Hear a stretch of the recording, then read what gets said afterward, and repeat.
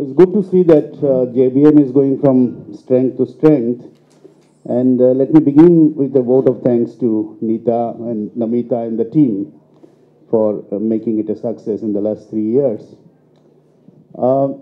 We have a session, and I have been introduced, but my panel has not been introduced. So I'll briefly introduce them. I'll do so from memory, so I may leave out certain aspects, important aspects maybe, so you'll have to pardon me. I have on my left Dr. Reba Som. She was Director of Indian Council for Cultural Relation Center in Calcutta. Reba Som is an author. She is a singer, a trained singer. And she has written a book, Gandhi, Nehru and Bose, The Making of Indian Nation. And another book, Rabindranath Tagore, The Singer and His Song. And as it's a very cozy atmosphere here, if time permits, I'll tell Reba while talking about Tagore's poetry, maybe she may sing a line or two for us. And on my right is Radha Chakravarty. She is quite a distinguished academician, writer, translator, currently professor and director of Comparative Literature Department of Ambedkar University. Before that, she was teaching in Delhi University, English Department. Radha has extensively translated Tagore, 3 important novels, Chokhir Bali, Sheshar Kobita, and Gora. And apart from that, she has also translated a play, Tasher Ghar, into English.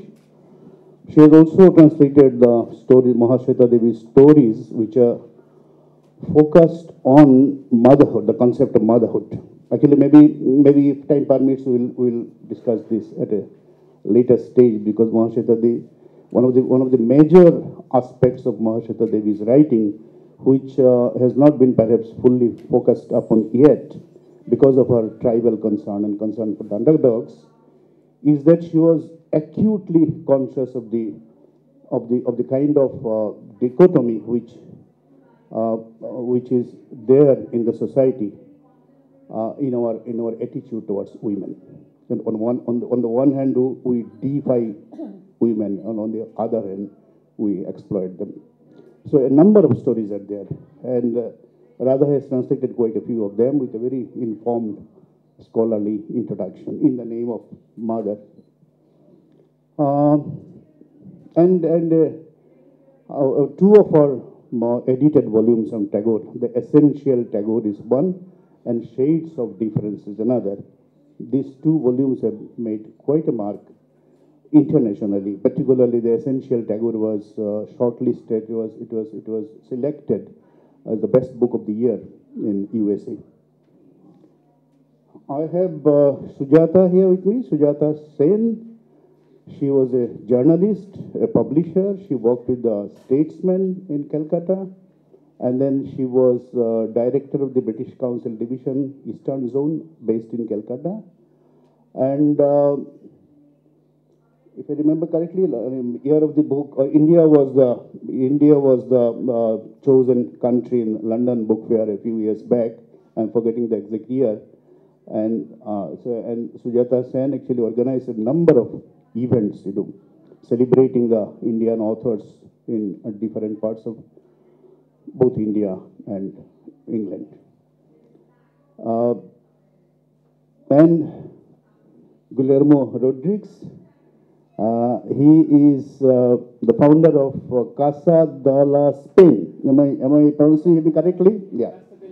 India, yes. In Spain. The institute is in Spain, yes. And he was awarded by the government of India in 2012 Best Award for Friendship Award for India-Spain cultural relationship. He has stayed in India for a prolonged period of time during the 1990s. Studied in University of Kerala, obtained a PhD, written a lot about Indian culture, Indian literature in different magazines and newspapers. And apart from that, his recent book is on A.K. Ramanujan. It's called where mirrors are windows. Mirrors are windows. When mirrors are windows, yes. The poetics of A.K. Ramanujan. So one may wonder that perhaps what would Rodriguez speak about translation of Tagore and Mahasweta Devi. We were having a discussion last week in a program. He was giving a reading from that book, and his beautiful wife gave a performance, dance performance, along with the reading from Ramanujan's diary.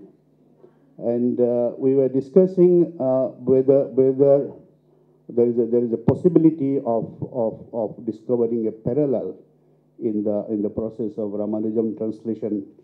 Ramanujan's translation of Bhakti poetry into English, and Tagore's translation of his mystic poems into English.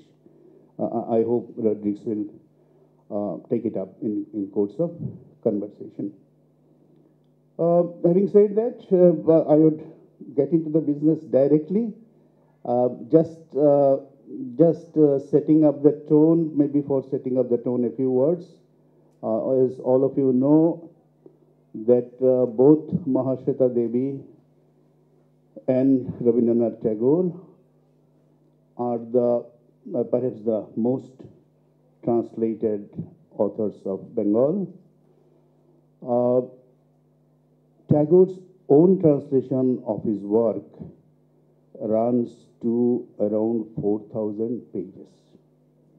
All have been published in 4 volumes, each volume comprising around 1,000 pages. And apart from him, others have also translated Tagore extensively. I'm talking of only English translation. And it is through his own translation that he became famous to begin with.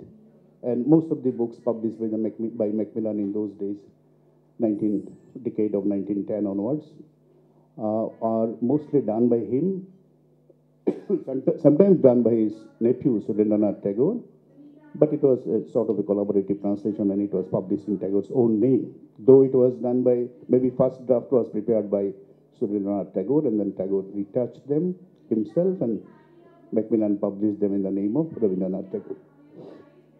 But then later on, there was a reaction, particularly in the West, reaction about his own translation of his own work.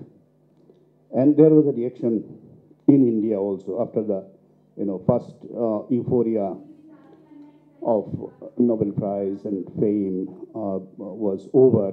So there was a lot of discussion regarding Tagore's methodology of translation.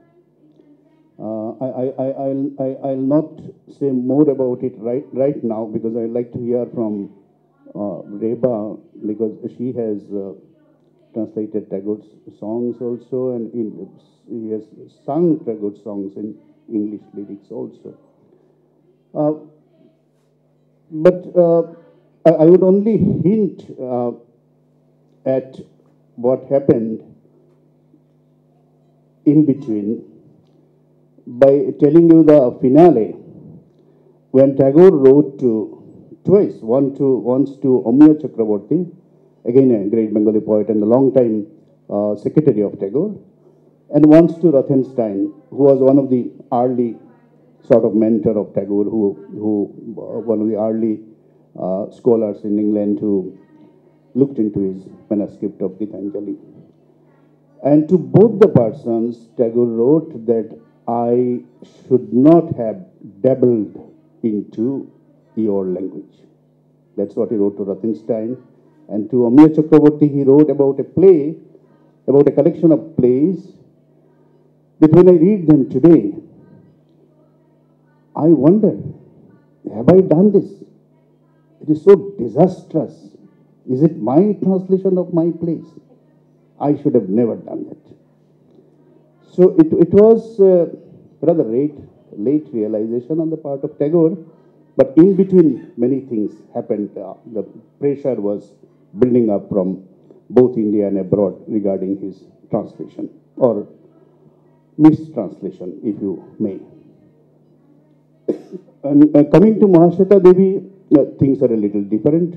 Mahasweta Devi was translated by very able hands, including Radha Chakravarty, Shamik Bandyopadhyay, Gayatri Chakravarty Spivak, kind of people, you know. And Mahasweta Devi always supported and sort of facilitated those translations. I am personally aware of Mahasweta Devi even preparing a rough first draft and passing it on to the translator, knowing fully well that this translator has been commissioned to do the translation by a publishing house of her choice, but she used to work very fast. So she would quickly make a first draft, a very rough translation, and she would pass it on to the translator that it may be of some use to you. So in that way, she used to cooperate, used to collaborate, but she was translated by the best of translators available. So that way, Mahasweta Devi's English translations, I would say, are some of the best English translations of Bengali literature into English. With this backdrop, I would like to come to my panelists. Maybe I would like to begin with Tagore. And there is a lot of confusion regarding how Gitanjali was translated into English. Is it the original Bengali Gitanjali, or is it a collection? Then who did the touch-ups? And there is a Bengali scholar called Nityapriya Ghosh, who even went to the extent of suggesting that Tagore was hawking his own manuscripts, in England and various places.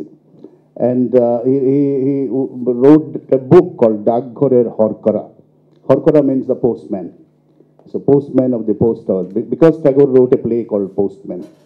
So he was using the metaphor that Tagore himself was a sort of a postman with his manuscript in different places. But was it really true, or did he start it just like a just playing with words? So how was Gitanjali translated? What was the genesis of Gitanjali's translation? What are the sequences that led to the final draft and which went to the novel? Well, it's actually quite a story, because we remember Tagore was born at a time when India had passed under the British Crown. English education abounded. But he and many nationalists like him promoted Bangla. In fact, the Calcutta University convocation speech was given by him in Bangla. Provincial conferences he addressed in Bangla. So it's quite ironical that his work in English should have won him the Nobel Prize. But this, even more strange are the circumstances in which this happened. And of course, this is probably well known to many, but it still merits repetition because so strange were the circumstances. In 1912, he was supposed to go to England. He fell ill, and he repaired to his ancestral estates in Shilaidaho, which is now in Bangladesh, on the river Ganga.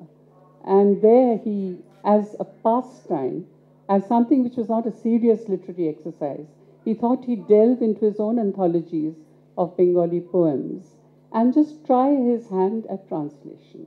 As he said himself, this is like a schoolboy pastime. This is his language. And he also confessed to his niece, Indira Devi, that I cannot write English is a well-known fact. In fact, I don't even have the courage to call anyone to tea. Of course, that was an exaggeration because he had been trained and by tutors and so on. In England, he had taken a course in English and so on and so forth. Professor Morley had been his teacher. So that's not it, but he himself regarded it as a light-hearted exercise.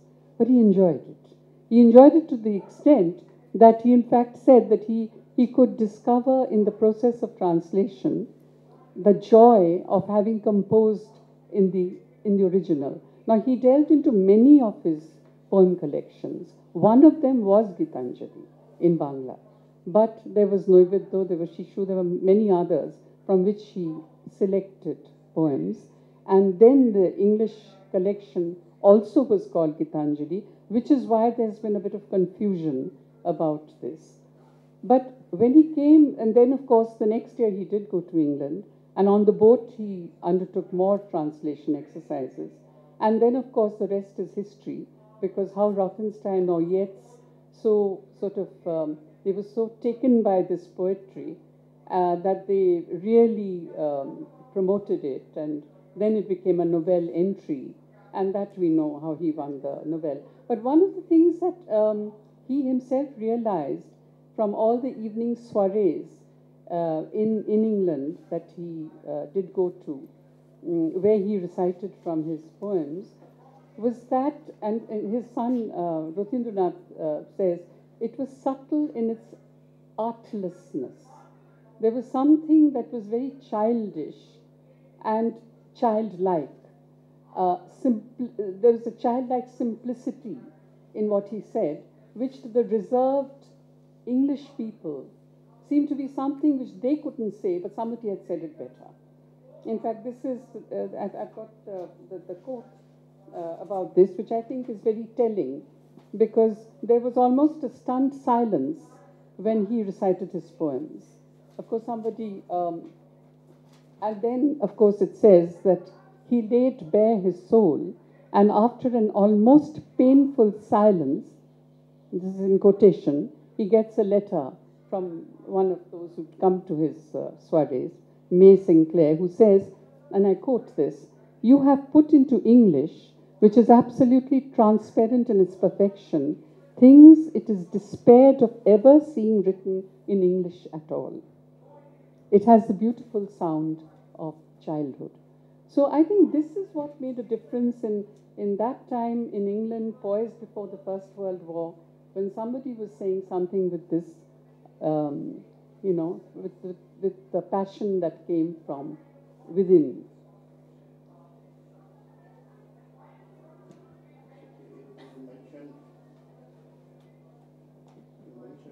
War. So are you suggesting? Yeah, but are you suggesting that there was a kind of vacuum, loss of values in England, and they wanted to hear a kind of messiah-like thing? Well, it was quite obvious. People were tormented by this feeling that was sort of the lull before the storm. And we do know of Wilfred Owen, who carried his poems to the war front and so on. So it did act as a kind of balm on anxious minds. I think a lot of the poems of Gitanjali are very spiritual, and I think it made a lot of difference. But yeah, but the whole methodology of translation is something that came to him not as something that was a studied pattern. He tried it out almost as a pastime, and as he went along, he realized a lot of things, that, you know, you can't translate terms which go beyond cultures. We should talk about that a little later, maybe. Yeah, maybe, yes. Maybe I'll request Radha to take up from here.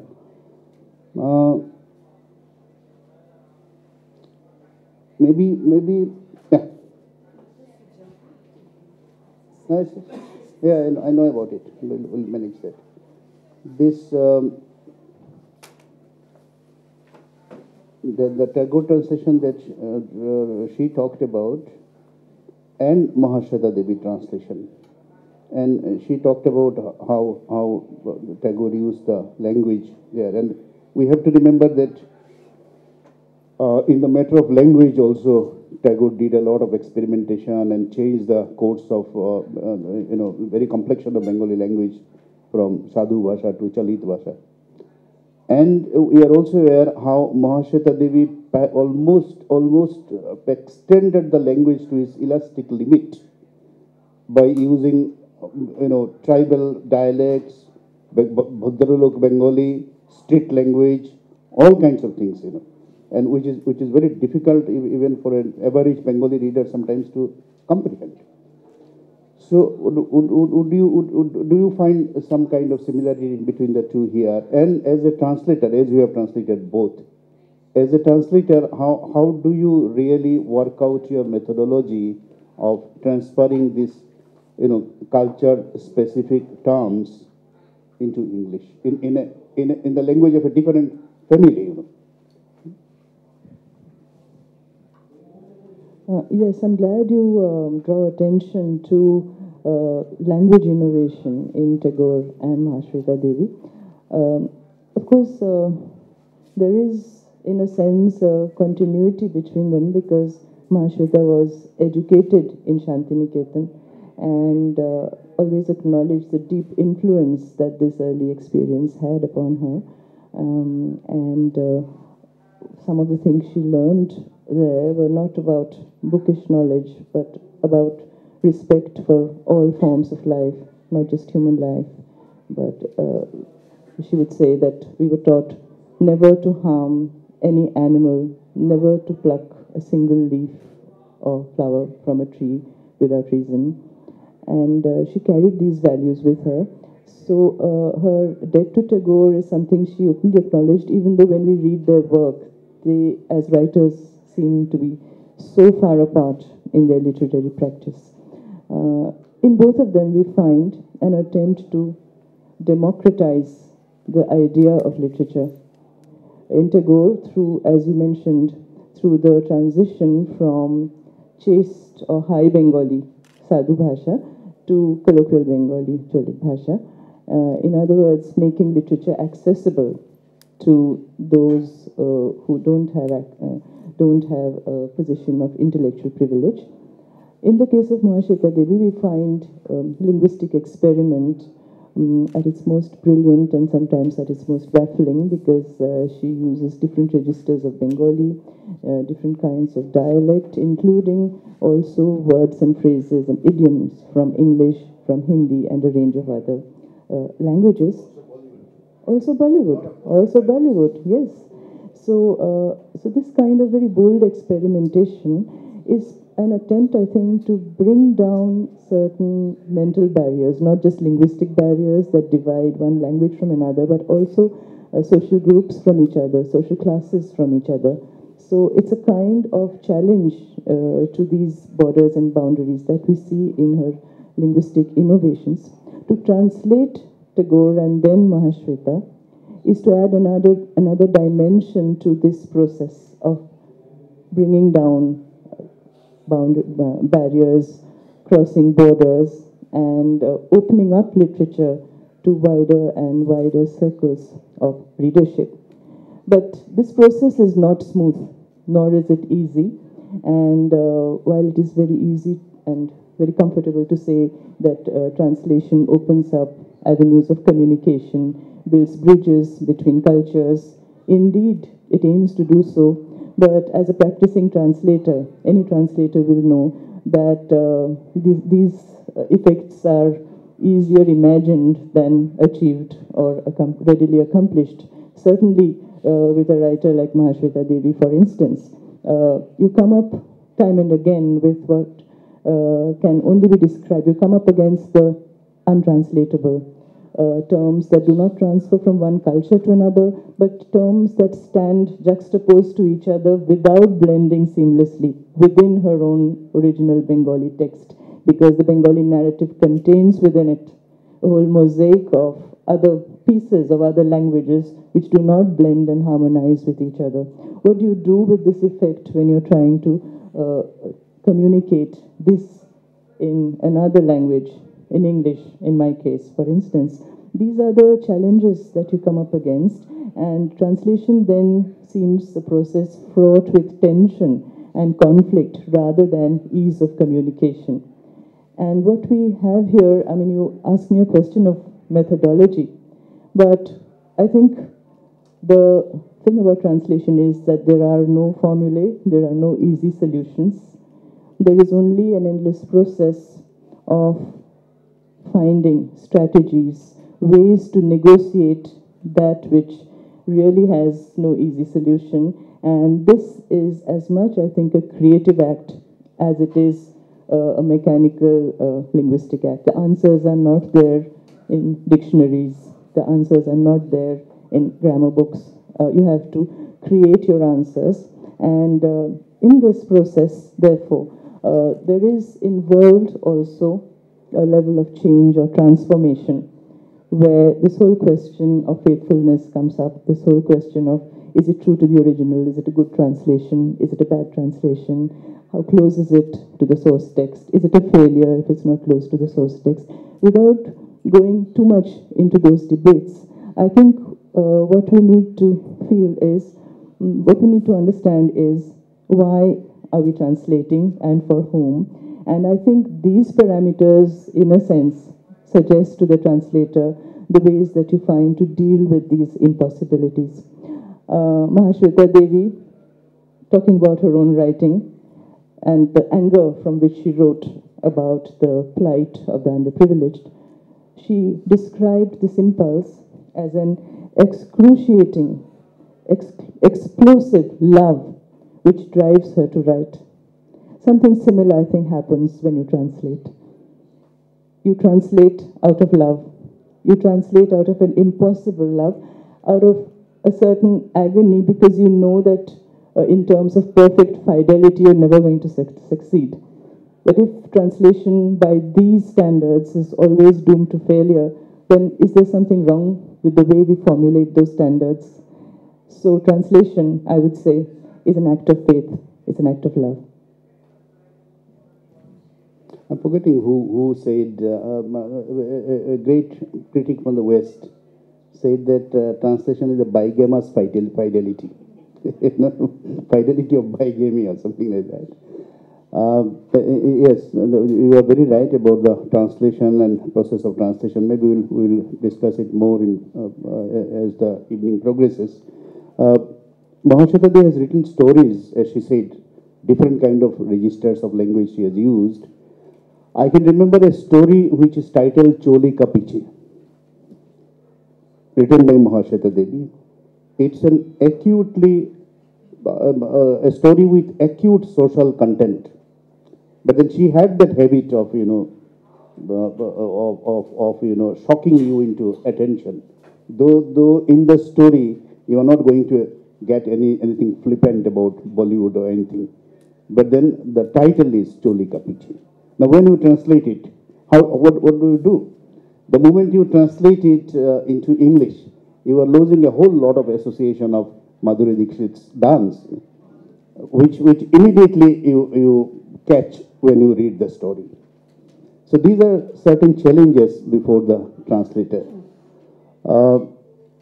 Sujata, in course of your work and as a publisher, as a journalist, you have seen, particularly I would like to ask you, that when you organized that India Abroad theme of London Book Fair, a lot of events did take place and rights catalog was brought out. Mahasweta Devi was very much present there. Tagore was very much present there. So would you tell us something about the reception of Tagore translation or Mahasweta Devi translation in the West? Thank you. Yes, I just want to go back a little bit, maybe 20, 25 years back to my, when I was in publishing at that time. I was, of course, even, I continued till quite late. But that was my first job. And my first boss was a crusader for translation. And this was Dr. Sujit Mukherjee. A great translator himself. And he had published a whole series of Indian literature in translation under the imprint Sangam Books. And that was a great imprint, I discovered Vaikom Muhammad Bashir, for instance, reading Sangam Books and so many other Indian writers which I would have otherwise never known about. But the Sangam Book series, which I thought was one of the most stellar series of Orient Longman, was always covered in dust. It had no bias, It had to be really pushed to people to buy, and it really had very poor sales. Now, this was late 80s, early 90s. Come fast forward to London Book Fair 2009, where India was the focus country. And and I was at the British Council then, and I was the person organizing this for the British Council. And, you know, the list of writers that my colleagues from Britain gave me was such a predictable list of people, of writers writing in English from India. Nothing wrong with it. But my point to them was, you see them in any case. You know, do you know anything about the literatures of India, which needs to be focused actually when India is the focus country? So I had a huge battle, but we were successful in taking about, you know, writers, 50 writers from representing 15 different languages. And the delight of the discovery in the UK, where about 40 events were done with these writers, was so great. I mean, BBC ran special editions, and The Guardian and The Telegraph brought out full-page articles and interviews and reviews of Indian writers for the first time. My point in saying all of this is about impact. What is the impact, you know, that Indian literature in translation is still having outside of India? And this is a question I would like to ask the panel. I'd like to ask everybody, because this really bothers me. When you go to bookshops in the West, how much of Indian literature in translation do you see, you know, on the shelves? So there's a huge initiative of Indian literature translation in now. The Jaipur Literature Book Festival has a translation award. There have been, you know, Sahitya Academy has been giving a translation award for a long time. There are other translation awards. But has it translated into, you know, a much bigger readership? Just in the way as when we were growing up in Bengal, we read all of Russian literature and so much of other, you know, Western literature through translation in Bengali. You know, is that happening with Indian books in other countries outside of India? That's a question I ask. And I think, you know, part of the, you know, response to that question would be the way, let's say, Seagull is publishing Mahasweta Devi, for instance. You know, take up an author, build up a complete relationship with that author, like Seagull has done with Mahasweta Devi, completely understanding, publishing one after the other, all the books, trying to see where her other translations in other Indian languages are, you know, trying to get them together. The Indian publishing market, regional language market, is so unregulated. There are so many people who have published Mahasweta Devi in other languages, but you don't know how many copies have been sold, what's happened to them, etc. So there has to be, you know, a lot of focus and energy in particular writers to get them across, to, you know, to have a whole body of their literature available to readers. Without that, you know, sporadic the amounts of translations of certain authors, a little bit of their work, I don't think is going to get the market for Indian literature as we hope and as we dream it will have one day. So I think initiatives like Seagull is doing with Mahasweta Devi, initiatives like the Jaipur University Bichitra Tagore Varyaram, which they did, where they put up 47,500 pages or so of Tagore's work online, making available his 3 or 4, you know, different versions of all his works, so that people can really understand which edition to translate, what were the changes he made in different languages and words in each of these different editions. That's the kind of thing which is required. Focused energy on one author, you know, where you really make the whole body of that author's works available for translation, for research, for marketing, for access to large audiences. Yeah, thank you very much for, you know, bringing our attention to this very important aspect. I'm sure many in the audience will like to share their response to it.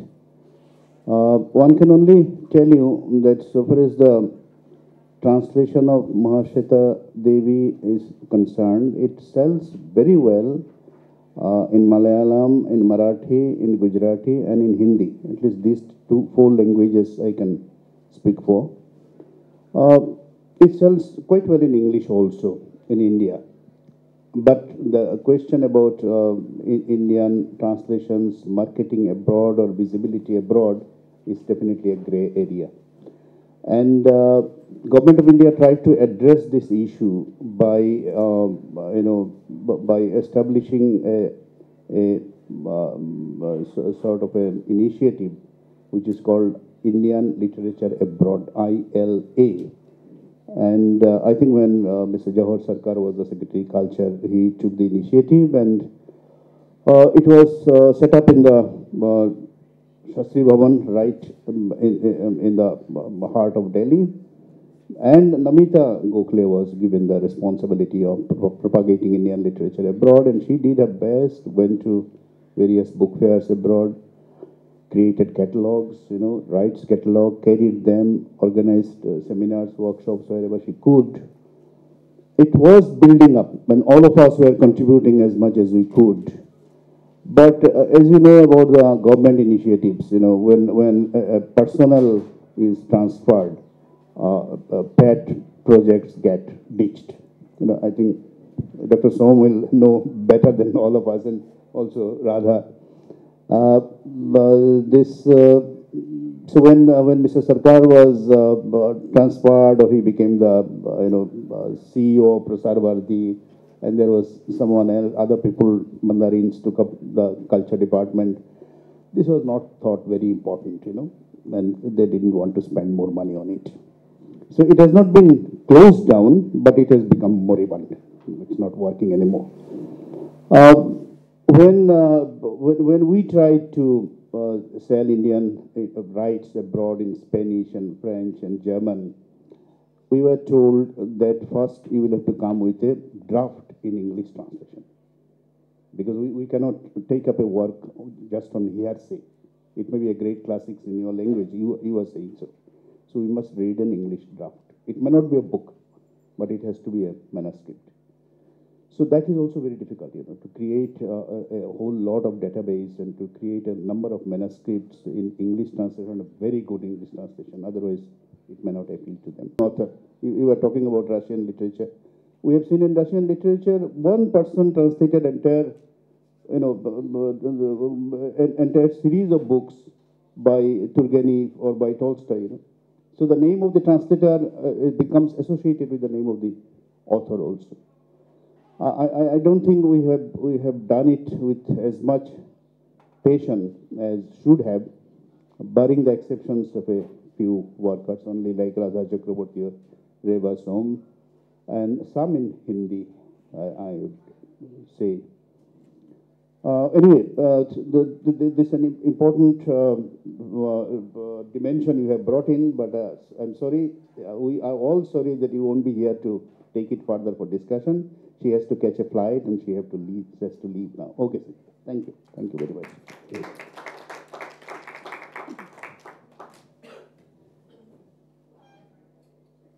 It's not our fault, nor anybody's fault. The session was at 4:15 earlier, so it was, adjusted, and the time was changed to 5:15. She bought her tickets accordingly.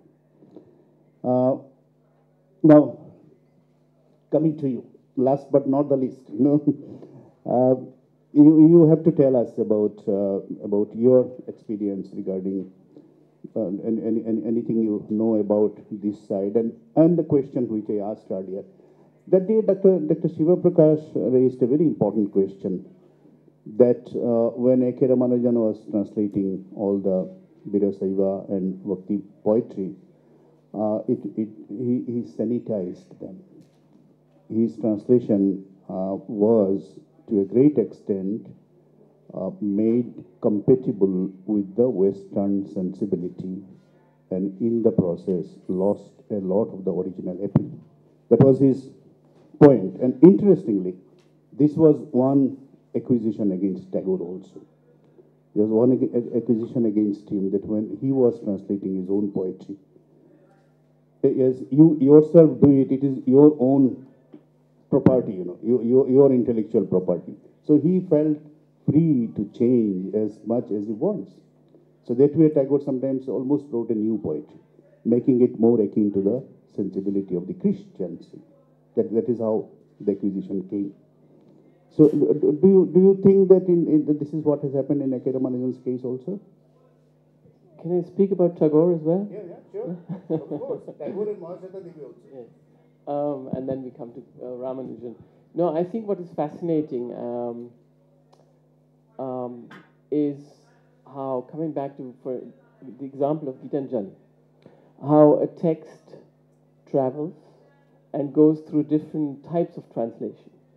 And, whether we like it or not, how things evolved and what happened when the text was adapted or, perhaps brought to a different version, and then maybe also through the filter of Yeats and others, what is important, I think, and this is such a beautiful example, is how Tagore became a universal figure, and the impact, talking about impact, this had on the West. And I want to also deconstruct the term West here, because it's very important for especially, I think, the Indian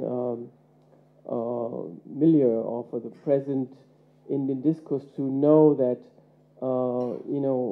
there is no West as West. There are many types of West. And it's important because the Anglo-Saxon perspective is only just one. And the fact that it went through the English language, as many other things, I mean, we in continental Europe have received a lot of what came from India through, the British, but also through the Germans, of course, linguists and Max Miller and others. The Germans have had their own, and of course the French have done their own work.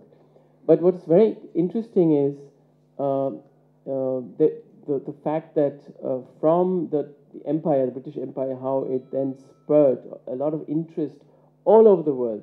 And it really started and set off a revolution in the discovery of a totally new and fresh icon, like a superstar. He became a superstar. I was invited, we celebrated 150 years of, Rabindranath Tagore, as many other countries did all over the world. I was invited to a conference in Germany, and this is in Halle, which is not far from, it used to be Eastern Germany, close to Leipzig. And interestingly, the whole conference was about the reception of Tagore in Europe, except UK. So they were not invited. Purposely, on purpose, because they would have, because we didn't want, I suppose, the who commissioned or the curator didn't want the whole discourse to be hijacked by the, the typical relationship with the British reception, Yeats and all of that. And it was such a successful event. You could talk to colleagues from Finland, Poland, Hungary, France, and the south of Europe, Spain. I represented Spain, Italy. It was beautiful to see how everyone had a different story to tell. There were common elements, the idea, because Orientalism was there and spread all over Europe. The Orientalist idea of the spiritual and this romantic idea, and Tagore fitted the icon perfectly well, with his appearance and his manners and the way he was taken like he became like something like a prophet. They called him a prophet. But besides those essential common elements, each country, or the academics that were there, because they were all professors and had studied the topic very deeply. Of course, in Germany and other countries, there was more to say or talk about because he actually went there.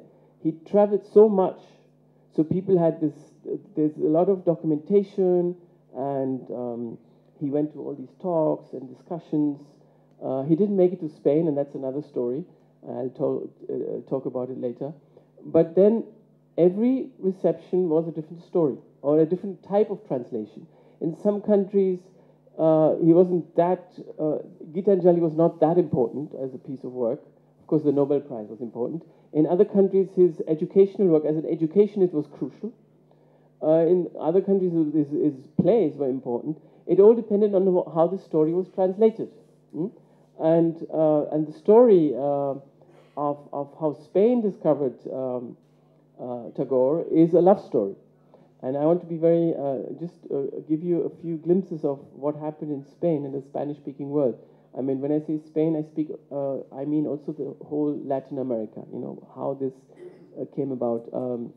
On one hand, you have the story of, you may have heard the story of Tagore and his relationship with Victoria Ocampo. And I think, in fact, I think it is Purabi that is dedicated to her. So he did go to Argentina, spend time there, fell ill, and had a lot of impact there on the Latin American. So that has been researched, and there are letters and so on.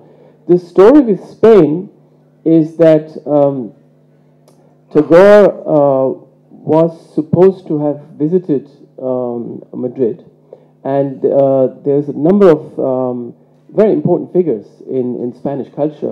I mean, I'm talking about Dalí, I'm talking about Lorca, I'm talking about Juan Ramón Jiménez, also Nobel laureate. They had prepared his trip meticulously, and he had a number of talks at we had this School of Free Thinking, the New Thinking, you know, it was the time of the new educationist, and for them, he was very important as an educator and poet. So all these talks had been prepared, but, you know, it was a big disillusion and disappointment because he could not make it. Some say because the British put pressure on political reasons. But Juan Ramón Jiménez, our poet Nobel Prize winner later on, he had, of course, done some translations already. His wife, Zenobia, is perhaps responsible for the fact that, for convincing Juan Ramón to convert the English version into a beautiful, again, another third translation of a Spanish language, Gitanjali. So how a text travels, just imagine you have the Bengali original, if you want, you have the English version, that's a second translation. If you consider your own original poetry, that's already a translation. If you have the idiom and the images and metaphors, you put that into Bengali language. From Bengali, it translates into English. From English, you know, maybe adaptation took place. And from that English version, it travels to Spanish. And the reason it had such an important influence, but huge influence, as it set off a completely new trend in Spanish literature, is because we had a different type of modernism. So when you say the West suddenly forgot about Tagore and Yeats, that's not true. I mean, it may be true for England. So if you say West, I prefer, or I suggest that you say UK or England or what, you know, Britain, you know, Anglophone. Please don't just say, because every story is, and there are so many beautiful stories. So the reason in Spain we did not have the same type of modernism. Modernism started much earlier in Spain, not much earlier, a couple of decades, because we lost most of our empire in 1898, our colonies.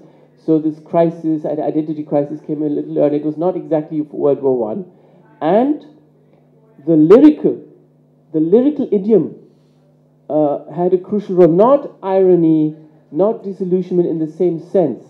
So we found refuge, or we found some kind of inspiration, or our writers, in Tagore, and a number of writers followed the lyrical idiom. They did not shun, and they did, you know, not like T.S. Eliot and Prufrock and you know, the modernist kind of pessimism, not at all. What Tagore meant for Spanish writers was fresh air, nature, the natural, lyrical, the childlike, or, you know, the perspective of the child, the pure vision, that kind of, which had been lost. It had already been there in Spanish literature.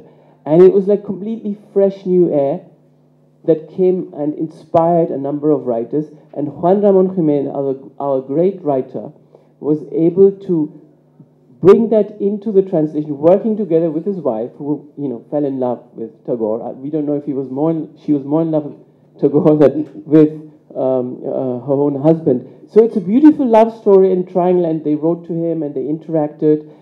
She convinced him to translate it.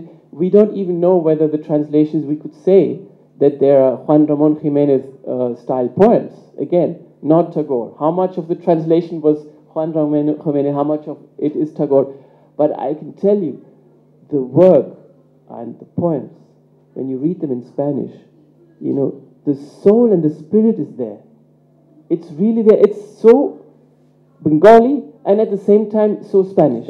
It's a beautiful blend, and it is perhaps the best existing translation that exists.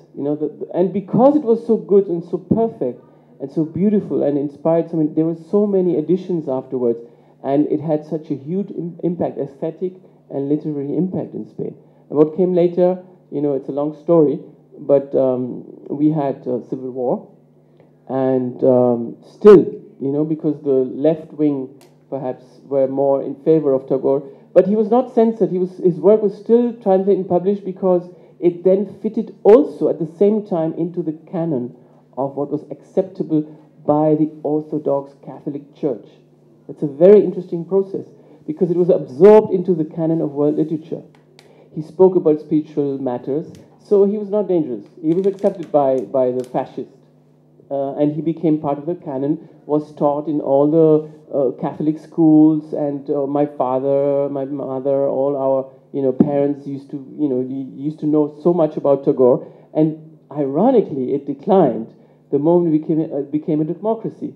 There was a little kind of with the pop culture of the 70s, when 60s, 70s, when India became like again the spirituality the new hippie movement again. It was popular there, 70s, but the moment we became a democracy and nothing was censored anymore, we started discovering new texts with Latin American writers. That was our exoticism, and we were allowed to read all those texts of the left wing which were not allowed, and Tagore was forgotten.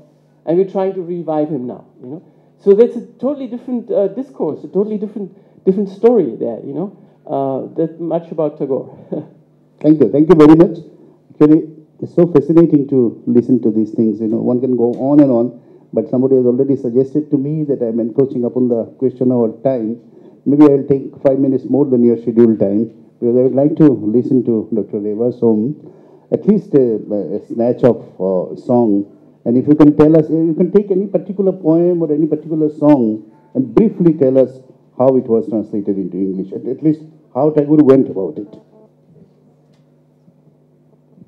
Well, before that, if I may, I can just also mention how Tagore used to stumble along in this process of translation. And as Radha was pointing out, it was really transcreation. As an author, as a writer, he felt he was entitled to doing so.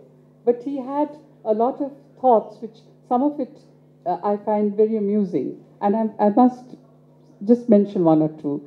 In one of his essays, he writes that the word consciousness, the English word consciousness, was too prosaic for poetry. Whereas the Indian equivalent, chetna, is very much poetic. And then on the other hand, the English word feeling is fluid with life. This is what he says.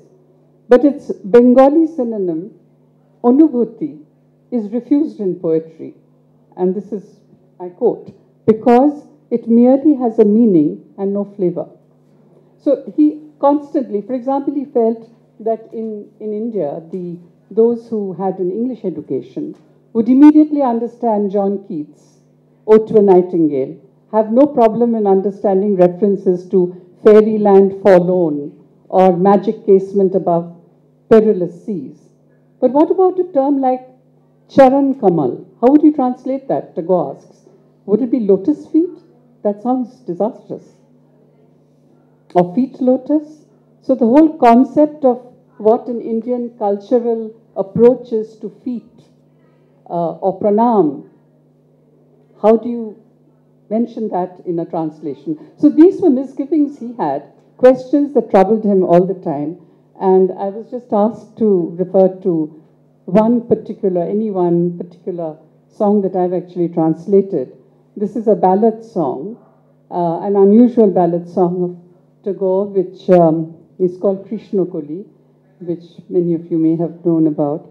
But it actually speaks also about a very important topic, which was the whole concept of what is beauty and the concept of dark, and which even today, with your Fair and Lovely lotions, the whole concept of being fair is, there's so much added to it. And Tagore actually delved into this whole question of beauty and what it is to be dark. And so this poem, Krishna Kali ami tarei boli, kalo tare bole gayer lok. Now I have translated it as Krishna Kali, I call her, and the villagers call her dark. But Tagore has himself translated this into English. And in that one, his translation is, I call her my Krishna flower, though they call her dark in the village. Now I thought that doesn't sound very poetic, but he was very precise. And this was a revelation for me, because there is a flower called Krishna Kali, which blossoms in the dusky evening and is popularly called 4 o'clock. So that's what he referred to. But he goes on beyond this in the song to constantly raise the question, Kalo, dark. And he also instructed this particular expression to be not sung out, but almost raised as a quizzical cry, as you would in a jatra form. And because he wanted to highlight this, so I'll try and sing just a little bit. Krishna Kali ami tarei boli, kalo tare bole gaye lok, meghla dine দেখেছিলে মাঠে ও কালো মেঘ কালো হরিণ চোখ ঘোমটা মাথায় ছিল না তার মোটে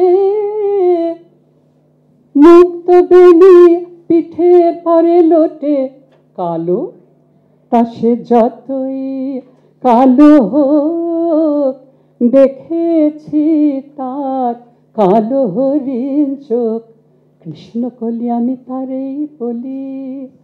Now the whole word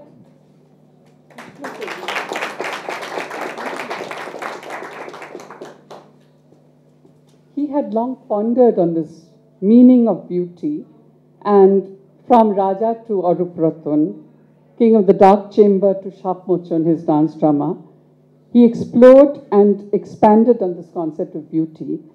And he says that the colors of the rainbow appear vivid only when it's against the dark clouds. And so darkness for him, or Kalo in Krishna Kali, was a metaphorical concept. She represented the darkness of hope, not the darkness of despair. The dark clouds brought the message of imminent rain on parched earth, of life, of romance. And I end with a quotation from Tagore, where he explains his own philosophy. I quote, her neighbors call her dark in the village, but she is a lily to my heart. Yes, a lily, though not fair. She is dark as the message of shower in summer, dark as the shade of the flowering woodlands. She is dark as the longing for unknown love in the wistful night of May. Thank you. Wonderful. Wonderful. Thank you very much. See, we don't have any time for question and answer, but it is customary that the moderator says a few words at the end, which I would pass on to Radha. This is unexpected. After such music, I don't think we need to, have any concluding words. But I can just say thank you very much for sharing your thoughts, your ideas, and I think leaving us with many new questions to think about. I don't think this kind of discussion generates easy conclusions, but I think it draws us into this whole question of literature, languages, translation, and it gets us involved in this whole process of communication, reaching out through words. Thank you. Thank you very much. It remains for me to thank my panel and thank all of you for being so attentive. I regret that we could not open it for discussion. I'm sure many questions are there, but they're all around, so you can talk to them. Thank you very much.